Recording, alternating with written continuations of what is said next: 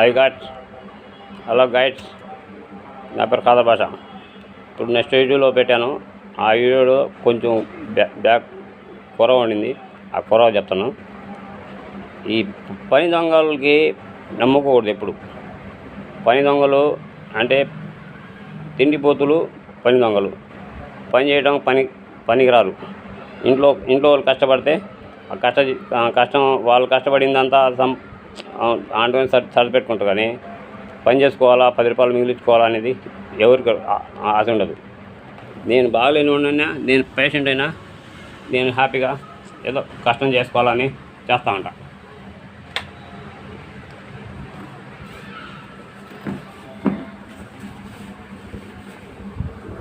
₹10 మిగిలించుకోవాలనుకుంటే నేను చేస్తా. పోయి అందరు నాలాగా ఉండరు. పని దొంగలు అంటే పని దొంగలు, తిండిపోతులు. ఇంతవరకు అయిపోయిందా? పని చేసుకుంటే ₹10 మిగిలించుకోవచ్చు, హ్యాపీగా ఉండవచ్చు. అలాంటిదే నేను ఇంకా వేరే వాళ్ళకి అడుగుతా.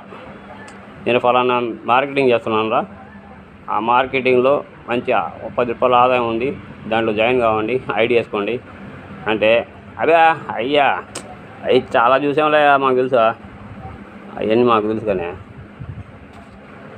దాంట్లో చేరున్నా కూడా అంటారు. కానీ చేరి ఏం చేశారు, ఏ విధంగా దానికి మెడిసిన్ వాడారా, లేకపోతే ఇంట్లో కావాల్సిన వస్తువులు వాడారా, కానీ అవన్నీలే.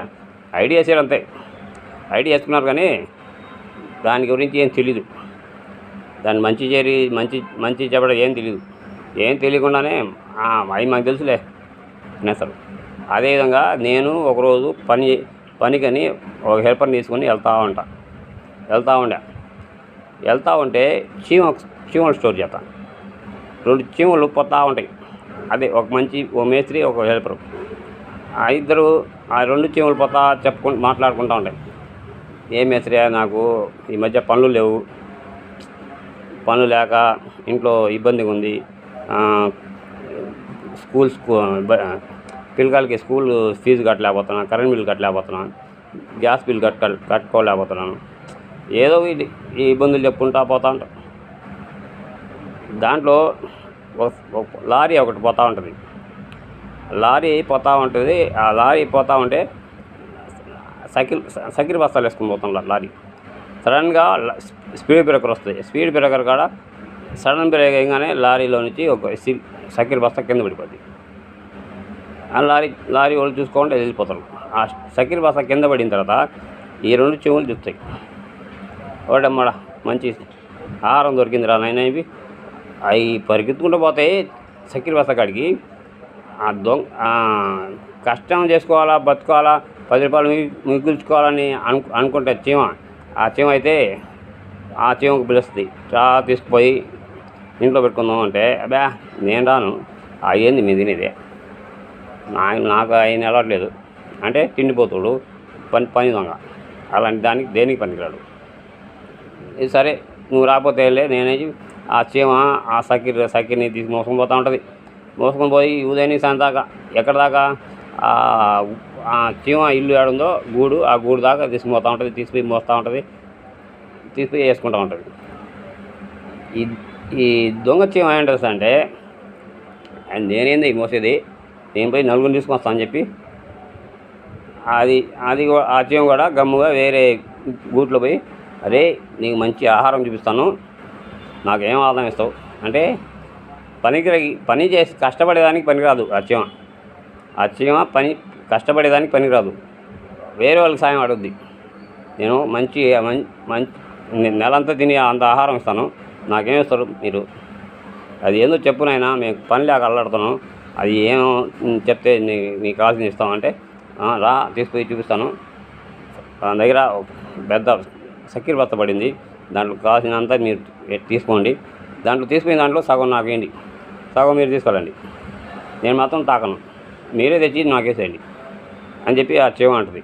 సరే ఏం చేస్తాం, తప్పదు కదా, మాకు దొరికింది ఆహారం అని చెప్పి అవి కూడా వెళ్తాయి. అవి కూడా మోసుకొని పోతూ ఉంటాయి.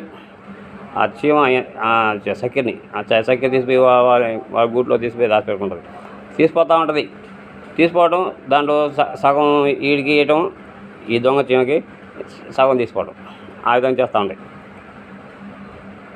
దానికి ఏం ఆదాయం? ఒళ్ళు కదలదు, చేతులు కలగవు, చేతులు అరగవు, కాళ్ళు కరగవు. కమ్ము కూర్చొని ఉంటామా, వాళ్ళు తీసుకొని చేస్తే తీసుకొని దాచిపెట్టుకుంటాం, అంతవరకు. దానికైతే పనికి వస్తారు వీళ్ళు, ఇంకా దేని పనికిరాడు. 10 రూపాయలు మిగిల్చుకుందామా, కష్టపడదామని లేదు, ఏదో వాళ్ళు ఇష్ట ప్రకారం చేస్తూ ఉంటారు. ఎవరు వాళ్ళని సాయం చేస్తే హ్యాపీగా చేతులు తప్పుతారు. కష్టం చేసుకున్నాం బతుకుదామని లేదు ఎవరికి. నేను చూడండి, నేను 2 సంవత్సరాల ముందు ఎన్ని కష్టాలు పడ్డాను, అంత పైనుంచి పడి కోమాలో పోయి వచ్చి ఇంట్లో పిల్లకాయలు పస్తు ఉంటారే, నా భార్య పస్తు ఉంటుంది, ఏం చేయాలా, నేను సంపాదించుకోవాలి కదని చెప్పి ఇంట్లో వాళ్ళు చెప్పిన మాట వినకుండా నేను పనికి వెళ్తూ ఉన్నాను, కష్టం చేసుకుంటున్నాను. 10 రూపాయలు తీసుకుంటూ ఉంటాను, నా మందులకి నా ఇంట్లో వాళ్ళకి జరుపాటు చేసుకుంటున్నాను. అందరు నా అలాగ ఉండరు, నా అలాగా ఎవరు ఉండరు, నేను ఒక్కనే ఉంటా. ఎందుకంటే ఆ కష్టం ఏందో నాకు తెలుసు. నేను ఈ వెంకటేశ్వరం జనారెడ్డి కాలనీకి వచ్చి 30 సంవత్సరాలు అయింది. ఈ 30 సంవత్సరాల ముందు నిందు ఎన్ని కష్టాలు పడ్డాను నాకు తెలుసు. ఈడు వచ్చిన తర్వాత చిన్నగా లైన్లో వచ్చా, కష్టపడి పని చేసుకుంటున్నాను. సడన్గా అది యాక్సిడెంట్ అయింది. ఆ యాక్సిడెంట్లో పైన పడి కింద పడి కోమాలో పోయి వచ్చాను కూడా నాకు మనసు రాట్లా. ఇంట్లో కూర్చొని పిల్లకాయలు 2 మగ పిల్లకాయలు ఉన్నారు, వాళ్ళు సంపాదించుకుంటున్నారు, వాళ్ళు సంపాదించింది నేను తిందామని నాకు ఆశ లేదు.